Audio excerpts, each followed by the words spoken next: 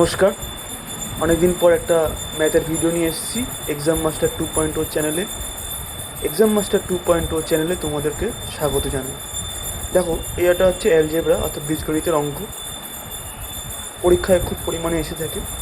তো এই অঙ্কটা আমি তোমাদের আগে ব্রড মেথডে করাবো, তারপর শর্ট মেথডে করাবো, কারণ কম্পিটিটিভ এক্সাম দিতে গেলে তোমাদেরকে শর্ট মেথড অবশ্যই করতে হবে। তাহলে কি বলেছে অঙ্কটা একটু দেখি। এ ইজ ইকুয়াল টু 73 অর্থাৎ 73, B is equal to 75, C is equal to 77। তাহলে A cube plus B cube plus C cube minus 3abcর মান কত? তো আমরা ফর্মুলা জানি, A cube plus B cube plus C cube minus 3abcর ফর্মুলা হচ্ছে A plus B plus C into A square plus B square plus C square minus AB minus BC minus C এ।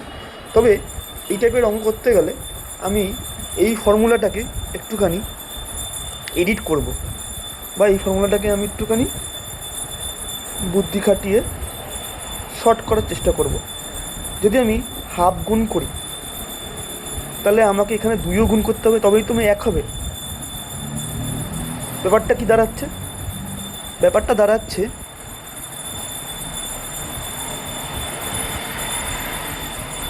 আমি যদি এই দুইটাকে এই দুইটাকে এই দুই দিয়ে কাটাকাটি করি তাহলে তো একই হবে। তাহলে তো এই লাইনটা আর এই লাইনটার মধ্যে কোনো পার্থক্য নেই। কিন্তু আমি এইটা করলাম কেন? এইবার দেখো পরের লাইনে A plus B plus C half, এই যে দুইটা গুণ করলাম, এবার এখানে 2a স্কোয়ার 2b স্কোয়ার, অর্থাৎ এই যে বাইরের দুইটাকে ভেতরে সবকটার সাথে গুণ করে দিলাম। কেন করলাম এরপরের লাইনে তোমরা বুঝতে পারবে। এবার দেখো, দুটো a স্কোয়ার, দুটো b স্কোয়ার, দুটো c square, 2ab 2bc 2ca, অর্থাৎ আমি একটা এরকম ফর্মুলায় পাবো। দেখো, half into A square minus 2ab plus B square, আবার B square minus 2bc plus C square, আবার C square minus 2ca plus A square. দেখো তাহলে কটা এ পেলাম? দুটো এ। কটা বি? দুটো বি। দুটো বি। কটা সি? দুটো সি। তাহলে এরকম ফর্মুলা আনলাম, তার কারণ হচ্ছে A plus B plus C half into A minus B whole square, B minus C whole square, আর C minus A whole square, এই সূত্রে আনার জন্য। ঠিক আছে, এবার এই সূত্রে তার কারণ আনলাম। এ প্লাস বি প্লাস সি কত হচ্ছে? 73 প্লাস 75 প্লাস 77। সরি, এই জায়গাটা না করে এই জায়গাটায় করাটাই ভালো হবে। 73 প্লাস 75 প্লাস 77 হলো, আর হাফ। তাহলে 73 মাইনাস 75 কত হয়? -2, তার হোল স্কোয়ার। আবার 75 মাইনাস 77 তার কী হবে? -2, তার হোল স্কোয়ার। আবার 77 মাইনাস 73 কত হবে? 77 মাইনাস 73 হয়ে যাবে 4 স্কোয়ার। এটাকে আমি সেকেন্ড ব্র্যাকেটে রাখলাম। তাহলে কী দাঁড়ালো? হাফ ইন্টু, আচ্ছা 73 প্লাস 75 প্লাস 77 যোগ করলে কী হবে? আমি একটু বুদ্ধি করি।